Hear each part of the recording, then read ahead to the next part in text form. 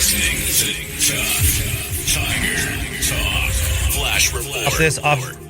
Obviously, this is the first game since Brian Kelly has been fired, and it's not like LSU lost all of its guys as well. They still have guys because they're LSU, and they're going into Bama. When you're coaching against a team like this that just fired their coach, they have nothing to lose. Is this a scary situation for the Bama side of this, of all things? Well, I think that it's a very scary situation because it's very unknown to them. How is LSU's team going to this? And they're going to, the players have nothing to lose, as you said. So are they going to play free and easy and just go out and, try to play the best football they can? And they probably feel a little disrespected. I'm talking about LSU relative to where they are, their season, how it's gone, their coach getting fired. So it'll be interesting to see how they respond. So this is not a game that Alabama cannot go out and play their best game of the year because, for Alabama, to me, LSU has a great secondary. Alabama's a quarterback, and their inability to create a consistency in the running game, makes this a pretty good matchup for LSU versus their defense versus Alabama's offense. So it's going to be a really interesting game to see how LSU's team responds. Okay, let's talk about a team that might have a little bit more free or maybe a little bit more to prove, like this LSU team, because, new head coach and everything like that, interim head coach. You got to put them away early, right? Is that the big thing that you're putting? Like, hey, if this lingers, they're all of a sudden staying in it. That's an empowering thing for the other team, potentially? Yeah, I would assume that when you play in a game like this, if I were the coach, I would tell our guys that, we're going to have to play through the initial great enthusiasm that they're going to come out with to try to prove something, and you're going to have to change the way they think, and you need to do that by getting off to a great start and not let them stay in the game, because if they can stay in the game and think they have a chance to win, you're creating a monster. All right, for all things LSU football, you're now listening to Tough Tiger Talk, man. We up in this thing. Shout out to you for being in the stream. Feel free to hit the like button and the sub button. That's Nick Saban chiming in on thoughts about what's going on in the matchup. Tomorrow, as LSU goes to Alabama, it's been a couple weeks since Brian Kelly is out of the door. He's gone. New coach, Coach Frank, is in there, the interim coach. New athletic director is in the building. So many changes since that occurred. Now, the biggest thing is, how does the team reflect the changes that occur? Can Coach Frank galvanize? I've been listening to his press conferences this week. Can Coach Frank galvanize the LSU players to get a big win against a number 4th-ranked Alabama team in their building? This is going to be big. A lot of people are still picking Alabama to win this matchup. It's going to be interesting, man. So how different is this Tiger team, man, going forward? We're going to talk about it. Didn't have 10 keys to victory for LSU against this team, and we'll see how it all works, man, going forward. But just before we get into it, Brian Kelly did have something to say about this issue. Former LSU football coach Brian Kelly released statement 2 weeks after his firing, and he says, notably 2 weeks after it, Kelly posted a message on social media thanking LSU supporters and the community. Moving to Baton Rouge 4 years ago, my family and I were clear there would be no halfway. We would be all in for LSU and for Louisiana. Kelly made waivers in 2021 when he left the Notre Dame team to accept the job at LSU, became the first sitting head coach in Notre Dame history to leave the Fighting Irish for another college job. Kelly thought LSU provided a better chance to win a national title. This journey began with great expectations, with my own vision of how to get there. Sometimes the journey does not end the way you hope, Kelly added. The whole statement is on Coach Kelly's Twitter or X. You can go ahead and go and check it out.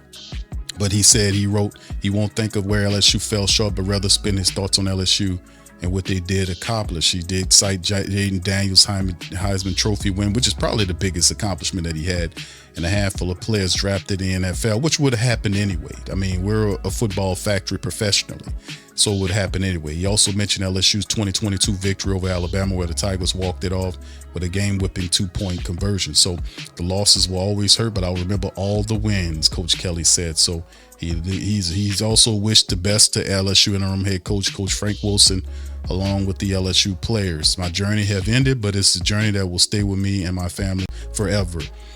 So he's done, and a lot of people, man, and you can listen to former LSU players like Brendan Fehoko and many other of our former LSU really talented players had very searing critiques of how Brian Kelly handled it. I don't understand why Kelly would not allow like Fehoko and other really good players to come back to, because that's something that most coaches did, period. They didn't block out the former players and not let them have a role in some form of fashion and connection to the players. I don't understand what his philosophy was for that, but boy, did it kick him in his ass, because at the end of the day, boy, there's some searing critique, and I invite you guys, if you haven't had a chance to listen to Brendan and a few other people out there, they had some really great, positive, really powerful podcasts talking about the culture behind LSU, and which ultimately led to the downfall of Brian Kelly. He just collapsed under the weight and the pressure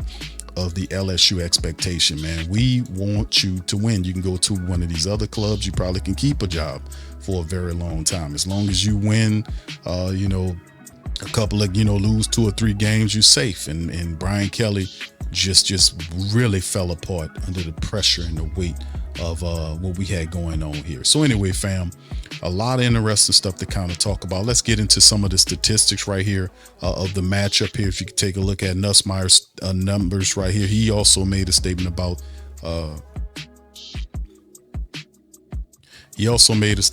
Coach Kelly and what Coach Kelly meant to him and all this kind of stuff. But in the end, the bottom line is that LSU as a team wants to win. We can't have foolishness going on. We can't have people that don't know what they're doing or not dialed into the winning. We spend a lot of money on Brian Kelly and we want results. But anyway, look at the boil down here of the passing yards. Nussmeier's season over 1,800 yards, 12 touchdowns against 5 interceptions. Ty Simpson, who's looked at as a Heisman Trophy potential quarterback for Alabama, 20 touchdowns, 1 interception, over 2,100 yards. So he's really playing really high level of football right now. Cade Durham is the top rusher, 378.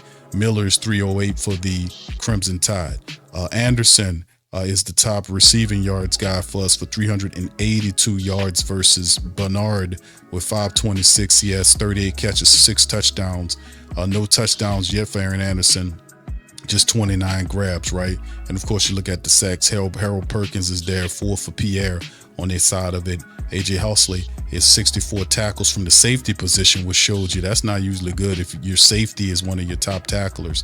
And you can see the linebacker Jefferson has 47 right there. So LSU, some of their top people here in the game, and LSU looking to kind of, after losing some games here, man, we need to get back on the plus side of this thing.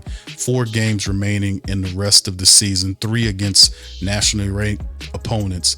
Can LSU figure out a way to get the victory against this team, right? Let me jump right into it. The 10 keys to victory. Number 1, control the clock and limit possessions for Alabama. The Tigers must run the ball effectively and use longer drives to keep Alabama's explosive offense off the field. This is a big key right here for LSU, running the ball effectively. We know Caden Durham showed some promises, some flashes. Harlem Berry really did well too, but we have to kind of establish that and get back to business. LSU's weakest spot, in my opinion, has been the offensive line. It has been catastrophic. Even against lesser opponents, they've struggled, right? Number 2, they got to establish the run early. Freshman Harlan Berry showed some flashes with 59 yards and touchdowns in the last game, and running the ball will help set the offense up and wear down Alabama's front. This has to work, and this is one of those mano-a-mano matchups where something, a light had to be lit under you. With Brian Kelly being fired Some of the players on the team did not like Brian Kelly. That information also leaked. They didn't like his style of leadership. With him gone, and Coach Frank, a well-liked coach on the staff, taking over the team, it has to be one of these moments where the team feels a release, right? Not, I ain't gonna say jubilation, that's the wrong approach, but they have to have more of a freedom to say, listen, I could be able to be more expressive. Let's go out here and dominate. We had some extra time right here to get together and scout LSU. Let's see if we can go out here and handle this business, right? And take care of things. So establishing the run early with Harlem Berry and Caden Durham would be really positive for LSU's chances of success. Number 3, they got to protect the quarterback, Garrett Nussmeier. We got to protect him and get him out of harm's way. He was sacked 5 times in the last game. Keeping him clean and avoiding negative plays is critical to the success of LSU. We can't allow him, and also Nussmeier has to do a better job of recognizing what's going out on the field and be able to get rid of the ball on time, right? We have to be able to stretch out Alabama's 2 and kind of attack downfield. We have to kind of test that secondary and go to work there, right? But protecting Garrett Nussmeier is key. Number 4, get off the field on 3rd downs, right? The tied among the nation's best on those 3rd down conversions. The defense must improve in that area. LSU has to get Alabama off the field. We can't have long extended drives allowing the Tide to stay on the field. They do really well with that. Number 5, create turnovers and sudden momentum swings, right? We have to be able to do that. What we did, like we think about from the past, the Mississippi game, where we had those type of turnovers and big plays. We're going to need to bring that to Tuscaloosa, as they're a major underdog in this game. So creating turnovers, those turnovers create momentum swings, and those momentum swings we have to utilize to score and demoralize Alabama in their own building, right? Number 6, win the turnover battle in the red zone. At Bama, red zone possessions are precious. LSU must convert trips into touchdowns and avoid extra field goals, right? Kicking field goals against the Tide won't win you any games. When you get down there in the red zone, you have to turn those drives into touchdowns. Number 7, be physically tougher at the line of scrimmage. This is a major point of contention. Should have made this the first point. Alabama will try to dominate via the run and controlling the tempo. LSU must match that attitude with physicality, right? Match that attitude and physicality. We have to match both attitude and physicality to have a shot against a rough Alabama team.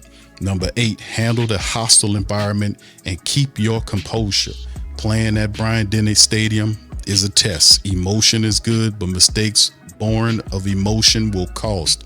Do not allow Alabama Crimson Tide players to push you or force you to be over the emotion, which will cause penalties or personal fouls, this sort of thing. Play under control. We have to be able to maintain composure and play under control if we're going to have a chance to beat this team, right? Let's keep it going. Number 9, special teams execution matters. Field position, punt returns, kicking matters when the margin is slim. LSU needs sharp special teams play. We need that field position. If we can get a good return here or there, that really what helps out, kind of shorten the field for us, getting good returns up the field, shortening the game, putting the offense in favorable positions on kickoffs and punt returns would be really special for LSU. If we can accomplish that, it makes the game so much easier for our offense. Number 10, coach the adjustments and finish strong. We know with Coach Wilson's in there, leading the way, LSU must make the halftime and third quarter adjustments and maintain execution through the fourth quarter. We have to be able to do that. Now, we know Nussmeier and Simpson will be a battle as well, but we have to be able to execute these 10 keys here. Nussmeier has to outplay his component, his guy opposite in Alabama, and Ty Simpson, who's a good quarterback, playing really well, and a major reason why Alabama is number 4th right now. They always bring the defense, but QB play for them has been really good this year. So to topple and get a major upset against Alabama and get Coach Frank Wilson's first win of the season. Execute those keys. I don't expect a blowout to happen in over there in Tuscaloosa, but I do expect LSU to bring the force and the intensity they've had in Alabama too. They have an extended time frame to prepare for this matchup, but at the same time, that's what I'll be looking forward to and looking to see in this game too, fam. We've been seeing a lot of flat and dumb offensive football being played by our team. And, we're seeing good plays by the defense, but the offense has been woefully short of executing and handling business. How do they look now with interim coach Frank Wilson running the team, right? We know he's an excitable character. We know he's well liked. He's a guy that knows football. But as the interim head coach, what kind of different LSU team would this be? I'm not looking for a miracle. I'm looking for a identity. I'm looking for some attitude. I'm looking for some toughness, some aggression, some organization. I'm looking for that. And just laying it out and just finishing the season strong and understanding that's what it needs to be. If we can finish the season strong by knocking off teams like Alabama, that's a long road to travel, to be honest with you. But still in all, the effort has to be there, and they simply have to out effort these teams. So can the LSU Tigers fight and scratch and claw themselves into a win in Tuscaloosa against the 4th ranked Alabama Crimson Tide? We shall see, man, with interim coach Frank Wilson over the team. It'll be a tall order, though. All right. So anyway, with that being said, fam, that's what I got for you guys for this episode. And how about a little bit of bonus, man? Let me share a little bonus information. Y'all feel the comment section. Let me know who wins this game and why. How do you think LSU looks with Frank over the team going forward? How do you think they will play a little bit better, way better? What do you guys see there? But how about a little coaching search update after we heard about the AD Verge taking over that position? He was also reaffirmed. They had some foolishness. LSU just really having some stuff going on from an administrative level. We get, that a lot of stuff going on, but getting Verge Osberry promoted to full-time AD, it's a terrific move. Some movements happen there as Coach Frank Wilson, as the interim, takes over the team. We have to also kind of pivot and see what are we looking like and what are we doing. So anyway, I was able to find this article to kind of share with you guys about that same situation and to give you a brief coaching update in the form of what some of these insiders from down here are talking about, some of the beat writers. Shout out to NOLA.com. This is what they wrote about LSU's coaching search and more. Here's some answers. What do you think is realistic timeline for a new football coach to be named? Another signing day next month or in January with the playoff winding down? This is what one of the questions one of the readers asked. That depends on whose LSU search committee wants to hire, and I don't know for sure who is it yet. If the target isn't going to be the college football playoff, then a hire should be made not long after the end of the regular season. Remember, Kelly was hired Monday after the last game. That's a good point. The coach would then come right before the early signing period, which is December 3 through 5. There would be a month to get most of the staff together and prepare for the transfer portal to open up on January the 2nd to the 16th. So this is interesting, right? This is a very interesting and great point. Let me read that again because that is good game right there. Kelly was hired the Monday after the last game. The coach would then come right in before the early signing period of December the 3rd to the 5th. There will be a month to get most of the staff together and prepare for the portal, which will be January the 2nd of 2016. We need to take advantage of all that, right? All right, that would be the ideal timeline for the sake of the roster, but is it realistic? If there's a coach on the playoff bubble, LSU probably wouldn't be able to finalize the hire until after Selection Sunday. And if LSU wants Lane Kiffin, it will probably have to wait until late December at the earliest, right? And we also had this Verge Osberry said in an interview that LSU is willing to consider someone who reaches the playoff, even if that means not making a formal hire until January. That would extend the timeline even further, but at least by then the target would be obvious, right? Good point on that. Here's another one. Is anyone asking Bradley to be the next LSU football coach? They can ask all they want, but the answer is almost certainly no. Brady didn't really like recruiting. He doesn't have to now. He's on track to get an NFL head coaching job at some point, right? What changes do you think we will see this weekend? LSU will try to run the ball more. Frank, not this one, the interim coach, has emphasized that for the past 2 weeks. Philosophically, it makes a lot of sense that LSU would do that after promoting its running backs coach to interim head coach and its run game coordinator to the play coordinator. This is a good game here. And this is commonsensical, to be honest with you, fam. Is that absolutely LSU wants to run the football and will run the football with this coach here. Ain't no doubt about it.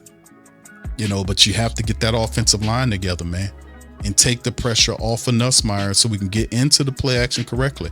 Let's see how physical they are, right? Up until this point, bringing in Alex Atkins, right, as the run game coordinator hasn't made a difference. LSU ranks last in the SEC for the second straight season in yards rushing per game. It has abandoned the run at times, especially in the second half of that 49-25 loss to Texas A&M. I would be surprised if freshman running back Harlan Berry has one carry in the second half again. Schematically, Atkins might call more counter runs. That has been his bread and butter during his career. I doubt we'll see much of a 2-quarterback system. Wilson, again, not this one, floated the possibility and said backup quarterback Michael Van Buren has taken more practice reps than usual. Maybe he gets used in certain situations, but I'll be surprised if Nussmeier isn't on the field almost the entire game. I think that would probably be the case. Even though Van Buren did look good at the end of the game, he's obviously possibly going into the future of LSU's football for next year with Nussmeier heading to the pros, one would think.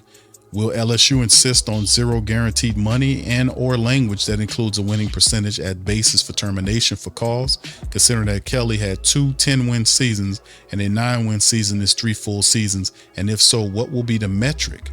It would be unprecedented for any coach to have a clause in the contract that allows the school to fire them for calls based on win percentage. The standard language in LSU contract says a coach can be fired for calls because of off-field things like violating school policies, breaking NCAA rules, or committing a crime. There could be other performance-based metrics in the contract if Landry and some others with influence get their way. His idea is to give the coach higher incentives for winning games and championship, thus reducing the amount of guaranteed money and the potential buyout in the contract. It's a sound idea, but LSU would have to get an agent to go along with it. That could be tricky in this current market, right? And that's some of the thing.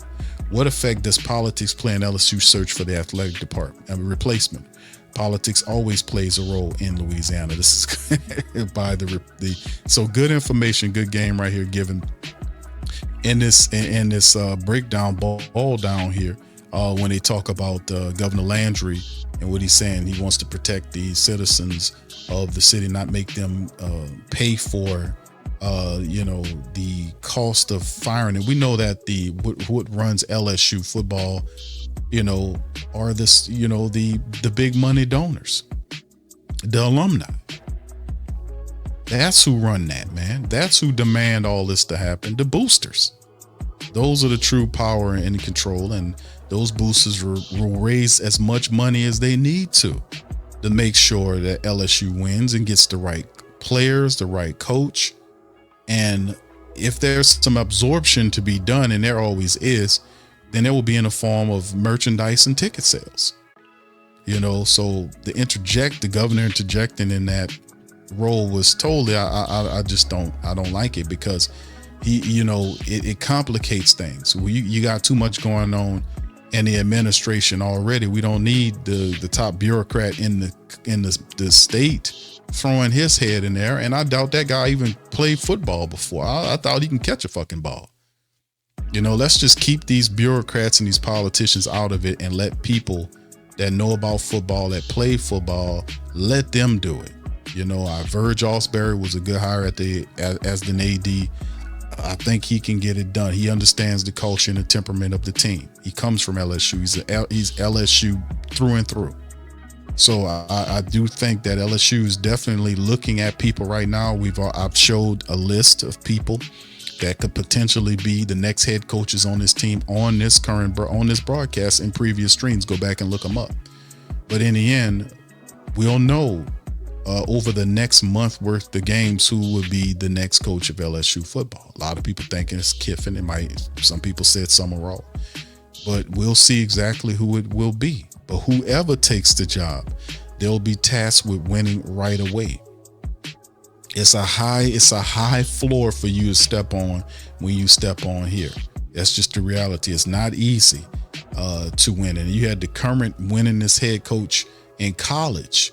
It was and the floor was too high for him to step on. So whoever takes over, I'm thinking whoever they're looking to hire will be a guy who has a very good understanding of offenses, because I think that's where the problem is with us. Our offense has been kind of struggling. So whoever takes it, I think they'll have more of an offensive approach. And if they're not offensively driven, they have a guy in mind that they can have. So, I mean, LSU's reach is very vast. They're going to have an expansive search. They're going to look at high and dry, and they're going to find the right person. So we'll just have to monitor and watch out for that. So with that being said, family, that's all I got for y'all today. Do me a service, man, on Tough Tiger Talk. Y'all hit that like button, hit that subscribe button, and check your sub buttons, man. I've been getting messages from people saying that they're not getting their notifications. Make sure you check your notification, the little bell down there. Make sure it's lit up. Also, check your sub button. For people listening to Tough Tiger Talk, they might not be sub. Make sure your button is pressed and it's lit up. And because we get, people share stats with us about people. A lot of people watch the show, but they're not subbed. If you're one of those people, please hit your like button. It'll help us out. So with that being said, man, I'm going to holler at you on the next one, man. Much love, peace, and go Tiger.